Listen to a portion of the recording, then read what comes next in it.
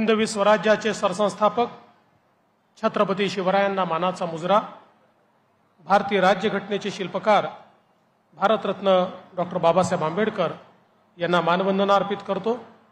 आजच्या आपल्या या मेळाव्यामध्ये मंचावर उपस्थित असलेले सन्माननीय संदीप जोशीजी, मुन्ना यादवजी, रितेश गावंडेजी, किशोर वानखेडेजी, राजाभाऊ लोखंडेजी, रमेश भंडारीजी, नंदाताई जिचकार, सोनालीताई कडू, प्रमोदजी तभाने, विवेकजी तरासे, बंडूजी गायकवाड, विमलजी श्रीवास्तव, संजयजी उगले, वर्षाताई चौधरी, राजू वाघ, नितीन महाजन, विवेक मेंढी, कल्पनाताई तडस, शालिकजी कडू, अनुसुयाताई गुप्ता, उमेशजी कडू, प्रवीणजी चौधरी, त्याचप्रमाणे योगेशजी थापे, अजय डागा, सर्वच मंचावरील मान्यवर आणि या ठिकाणी उपस्थित माझ्या सर्व लाडक्या बहिणींनो आणि माझ्या भावांनो, आज बांधकाम कामगार मेळावा आपण या ठिकाणी आयोजित केला। खरं म्हणजे बांधकाम कामगारांना सामाजिक सुरक्षा मिळाली पाहिजे याकरता एक कायदा तयार झाला आणि त्या कायद्यामध्ये जेवढं काही बांधकाम चालतं त्याचा मॅन्डेटरी काही पैसे हे या मंडळात जमा करावे लागतील अशा प्रकारचा नियम झाला।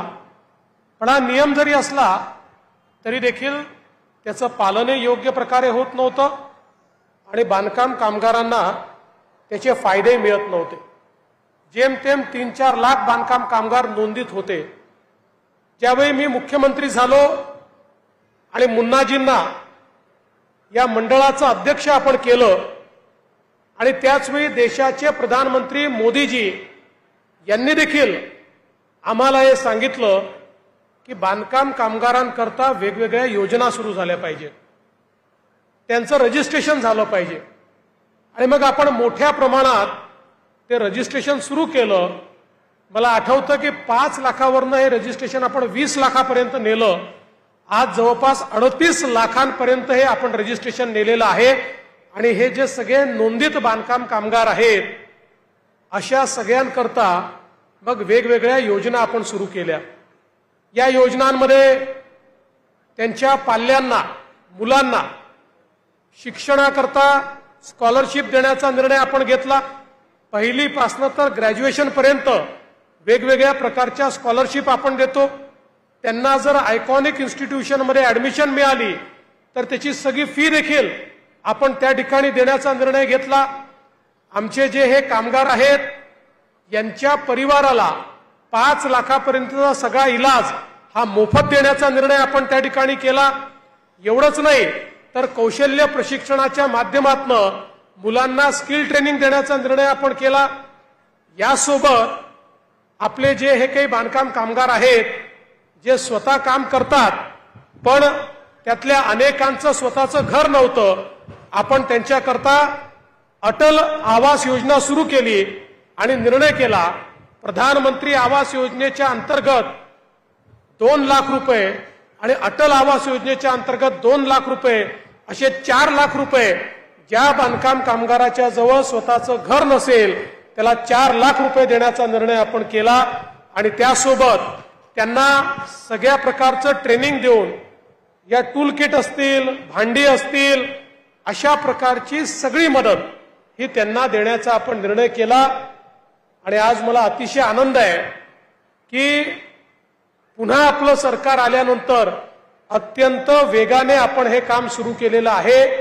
आज बांधकाम कामगारांना हे जे कार्ड या ठिकाणी आपण देतोय, मुन्नाजींनी सांगितलंय खरं आहे, हे कार्ड केवळ भांड्यापुरतं मर्यादित नाही आहे, तर या कार्डामुळे आपल्या मुलांना शिक्षणात मदत मिळणार आहे। या कार्डामुळे आपल्या परिवाराला जो काही कधी आजारी झालं तर इलाजामध्ये मदत मिळणार आहे, आपल्या परिवाराला घराकरता त्याच्यात मदत मिळणार आहे आणि अनेक योजना आहेत, जवळजवळ 10-12 योजना, म्हणजे त्याच्यामध्ये इन्शुरन्सची योजना आपण तयार केली आहे। सगळे जे आपले बांधकाम कामगार आहेत त्यांना इन्शुरन्स देऊन त्यांना अपघात झाला, दुर्दैवाने कोणी जखमी झाला तर त्याला पैसे मिळणार आहेत, एखाद्याचा मृत्यू झाला तर त्याला पैसे मिळणार आहेत। सामाजिक सुरक्षिततेकरता ज्या ज्या गोष्टी आवश्यक आहेत ज्याच्याकडे कार्ड असेल त्याला या सगळ्या गोष्टी या ठिकाणी मिळणार आहे। एक प्रकारे हे जे कार्ड आहे हे तुमचं कवच आहे की जे कवच तुमच्याकडे असेल तर निश्चितपणे भविष्यामध्ये खूप गोष्टी आपल्यापर्यंत या ठिकाणी पोहोचणार आहेत।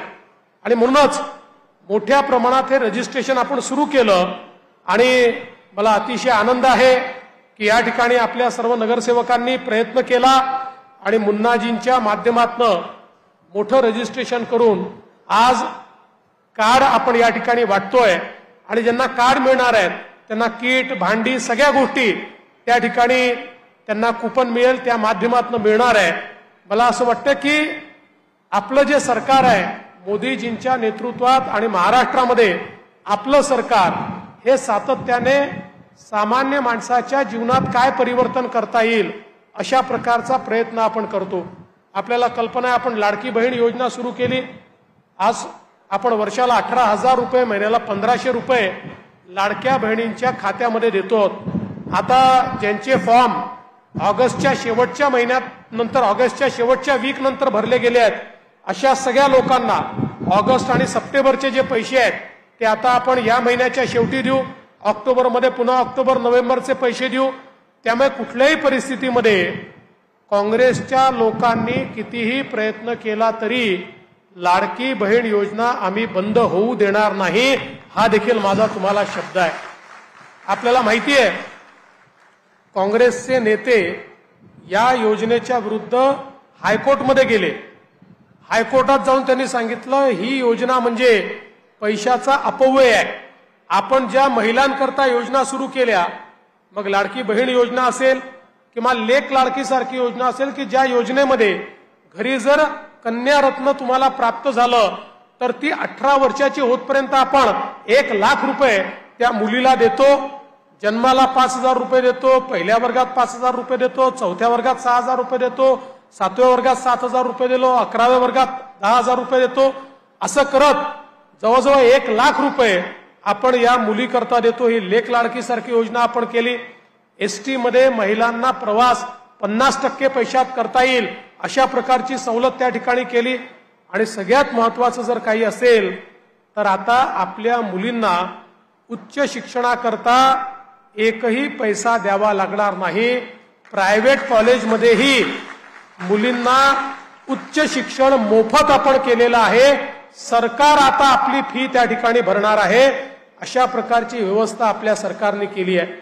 एवढंच नाही तर आमच्या मुलांना देखील हाताला काम मिळालं पाहिजे म्हणून आपण या ठिकाणी कमवा आणि शिकासारखी योजना आली की ज्या योजनेमध्ये आमच्या मुलांना ज्या आस्थापना नोकरी देतील त्या आस्थापनांना 1 वर्षापर्यंत या मुलांचा 10,000 रुपयापर्यंतचा पगार हा सरकार देत आहे। 10 लाख लोकांना आपण नोकऱ्या देतोय, त्यातल्या जवळपास 1.5 लाख लोकांना नोकऱ्या आपण ऑलरेडी दिलेल्या आहेत। मी तुम्हालाही विनंती करेन की या योजनेचा मोठ्या प्रमाणात लाभ आपण घेतला पाहिजे आणि त्यातनं एकदा 1 वर्षापर्यंत एखाद्या आस्थापनेत काम केलं, आपलं काम चांगलं असेल तर त्या ठिकाणीच परमनंट नोकरी देतील। काही कारणाने ते देऊ शकले नाही तर 1 वर्षाचा अनुभव आपल्याकडे असेल ज्याच्या आधारावर आपल्याला खासगी नोकरी देखील करता येईल किंवा त्याचसोबत मोठ्या प्रमाणात आपल्याला एखादा धंदा देखील उघडता येईल। आपल्याला कल्पना आहे की देशाचे प्रधानमंत्री मोदीजी यांनी तर बचत गटाच्या माध्यमातून एक अशी क्रांती आणली आहे की ज्यातनं त्यांनी आपल्या महिलांना लखपती दीदी बनवायचं ठरवलंय। परवा आम्ही जळगावला कार्यक्रम केला। महाराष्ट्रातल्या 11 लाख गृहिणी ज्या 2 वर्षापूर्वी 1 पैसा कमवत नव्हत्या आता त्या वर्षाला 1 लाखापेक्षा जास्त पैसा कमवत आहेत। कोणी 2 लाख, कोणी 3 लाख, कोणी 8 लाख, कोणी 12 लाख रुपये वर्षाला कमवत आहेत। अशा लखपती दीदी 11 लाख लखपती दीदी मोदीजींनी महाराष्ट्रात तयार केल्या। आमचा प्रयत्न आहे की येत्या काळामध्ये 25 लाख आणि त्यानंतर 1 कोटी महाराष्ट्रातल्या महिलांना लखपती दीदी बनवायचं, म्हणजे ज्या स्वतःच्या पायावर उभ्या राहतील, आपलं घर संसार चालवतील आणि निश्चितपणे त्यांच्या जीवनामध्ये एक मोठी क्रांती ही येईल। अशा प्रकारच्या अनेक योजना या आपण या ठिकाणी राबवतो आहोत जेणेकरून सामान्य माणसाच्या जीवनामध्ये एक मोठं परिवर्तन आलं पाहिजे। आता या सगळ्या योजनांच्या विरुद्ध काँग्रेसचे अनिल वडपल्लीवार हे त्या ठिकाणी सुनील केदारांचे जे प्रमुख आहेत ते कोर्टामध्ये गेले. पण काळजी करू नका, कोर्टात आम्ही सांगितलं आम्ही या योजना ज्या आणलेल्या आहेत त्याच्याकरता आमच्या बजेटमध्ये पैसा आहे, आम्ही तो पैसा ठेवलेला आहे, आम्ही हवेतल्या योजना आणलेल्या नाही आहेत. आणि त्यामुळे कोर्टानेही त्यांना स्थगिती दिलेली नाही. कितीही काँग्रेसवाल्यांनी प्रयत्न केला तरी आमची एकही योजना आम्ही बंद होऊ देणार नाही, हा शब्द तुम्हाला या ठिकाणी मी देतो. आज आपल्या सगळ्यांच्या आशीर्वादाने गेली 25 वर्ष मी सातत्याने विधानसभेत निवडून जातो. आपल्या आशीर्वादाने राज्याचा मुख्यमंत्री, विरोधी पक्षनेता, उपमुख्यमंत्री वेगवेगळ्या पदांवर मला जाता आलं. या सगळ्या पदांवर गेल्यानंतर मी कधीही स्वतःचा विचार केला नाही. मी बिल्डरशिप केली नाही, मी इंडस्ट्री तयार केली नाही, मी शाळा कॉलेजेस तयार केले नाही, मी माझा कुठलाही त्या ठिकाणी साम्राज्य तयार केलं नाही. तर सामान्य माणसाचं हित जोपासण्याकरता गेली 25 वर्ष विधानसभेमध्ये तुमचा प्रतिनिधी म्हणून सातत्याने या ठिकाणी मी काम केलेलं आहे. आणि म्हणूनच आज मला या गोष्टीचा देखील गर्व आहे की आपल्या सर्वांचे आशीर्वाद हे सातत्याने माझ्या पाठीशी असतात. म्हणूनच एक तुम्ही निवडून दिलेला तुमचा देवाभाऊ हा महाराष्ट्रामध्ये या ठिकाणी एक प्रमुख नेता म्हणून जातो आणि अख्ख्या महाराष्ट्राला बदलवण्याची क्षमता ठेवतो.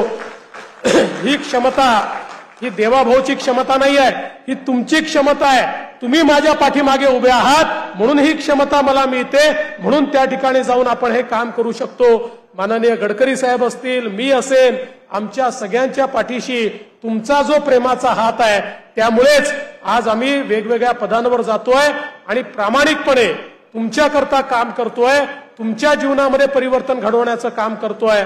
मला या गोष्टीचाही आनंद आहे की आज हजारो कोटी रुपयाची कामं आपण या दक्षिण पश्चिम मध्ये केली. भविष्यातही लोकांच्या अडीअडचणी आपल्याला दूर करायच्या आहेत आणि त्या निश्चितपणे आपण दूर करू, हा विश्वास मी तुम्हाला देतो. पुन्हा एकदा आपल्या सर्वांचे मनापासून आभार मानतो आणि आज हा जो कार्यक्रम आहे हा आयोजित केल्याबद्दल दक्षिण पश्चिम मंडळाचं मनापासून अभिनंदन करतो, आभार मानतो आणि माझे 2 शब्द संपवतो. धन्यवाद. जय हिंद.